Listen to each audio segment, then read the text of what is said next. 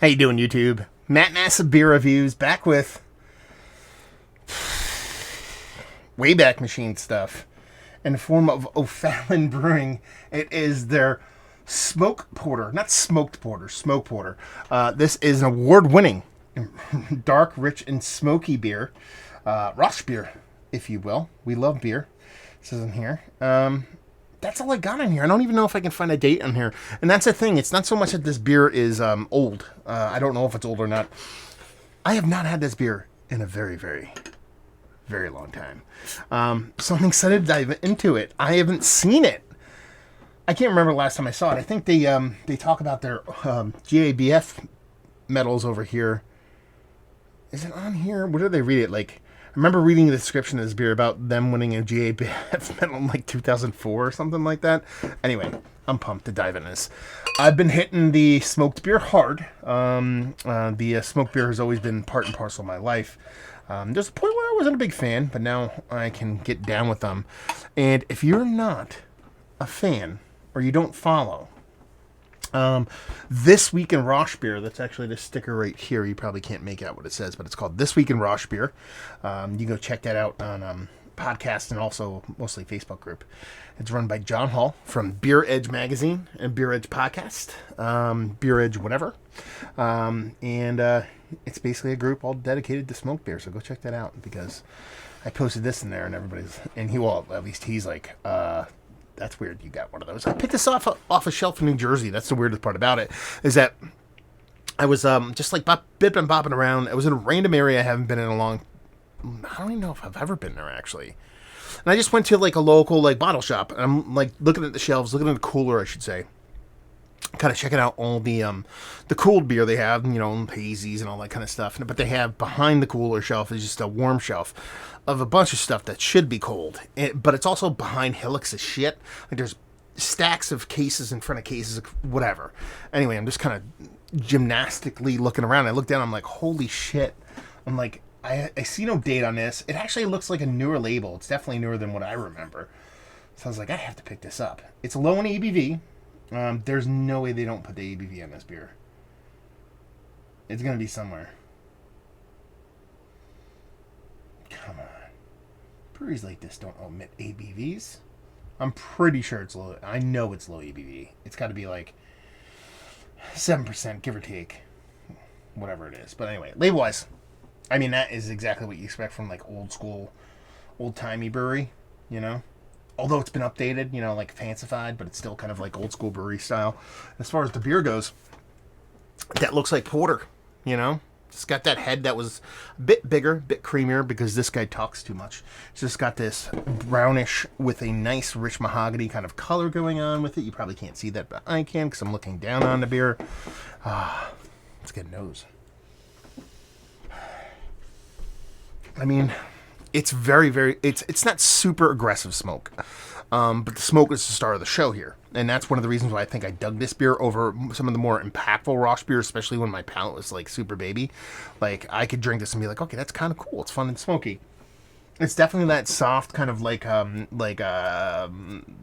Schreckler kind of bologna, kind of kielbasi kind of smokiness going on. But it's light. You definitely get like this chocolate kind of undersweetened chocolate, toasted maltiness underneath it, so there's definitely like more to the beer than just smoke, but the smoke is definitely number one in the clubhouse. Just behind it, that rich kind of roasty toasty, a little bit of chocolate malt to it, and maybe a touch of bittering in there actually also. But it smells really nice. It doesn't smell over the top. It smells like a mixture of a semi-sweet kind of milk chocolate. I say that because there's a creamy oaty kind of portion of the show to it, in combination with that nice kind of not overly done but still meaningful kind of smokiness to it. Let's dive in. Cheers.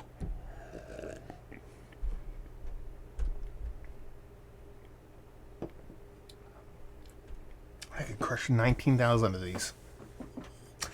I mean, let's put a pin in the smoke portion of the show just for a second. Just for the sake of conversation. This is a really, really well done porter. First thing immediately jumps out, again, putting a pin aside with that smoke, is the mouthfeel. This is just a soft and sultry and creamy kind of mouthfeel. Once you get past that mouthfeel, there is this kind of soft, semi-sweet kind of milk chocolatey thing going on here. It has to be a super heavy oat addition in here with this beautiful marrying, the way those chocolate malts come off with that subtle little roastiness that's there, but not over the top, and just that full, creamy, satin-like kind of mouthfeel in combination with the way that porter comes off, the way that chocolate and roasty malts kind of come off. It's just kind of awesome. You know, that in and of itself. Now, once you add the smoke component to it, it just kind of brings it up another level. And then it has this nice, it almost gets a little bit more kind of charry, a little bit more hickory-like kind of smokiness on the nose. Like I said, it was more of like a fatty kind of bologna thing. But in the actual taste, while that is there is a little bit more charriness, a little bit more kind of like charred, roasty, chicory kind of smokiness to it that just pairs on level, on par with how well the beer is. While the smoke is the leader in the clubhouse, the star of the show here, it's not like, you know, like it's all the smoke and nothing else. There's so much good in this beer from the mouthfeel, the way the roasted malts come off, everything like that in combination with that smoke. It's honestly one of the better kind of, and this is Rauch beer, man. This absolutely is a smoky beer. I mean, it's about as gentle as a lot of people would want to give Rauch beer kind of that moniker, but it's definitely got this nice, it's dark, rich, and smoky, man. I mean, they call it out on the label. How not just on the nose, but awesome is that? You know, a lot of breweries kind of, they say stuff in labels don't really match up with the beer, but I didn't put two and two together until I actually drank it. It is exactly what it says in the label. It's award-winning because it's won awards. But it's dark, rich, and smoky, man. This is a really tasty beer. I mean, you know, for picking this up as strictly a novelty, mind you, when I picked it up, it wasn't like I was like, oh man, I love that beer. Let me grab that. I'm like, I have not seen that in forever. But I've heard of them. They keep winning, you know, awards at GABF and stuff like that. I've heard of them. And I'm like, I have had that forever. I got to pick this up just to see what I remember. And to go in with it, like I said, with a little bit of kind of just, you know, I don't know, a little bit of curiosity, but at the same time, a little bit of haha.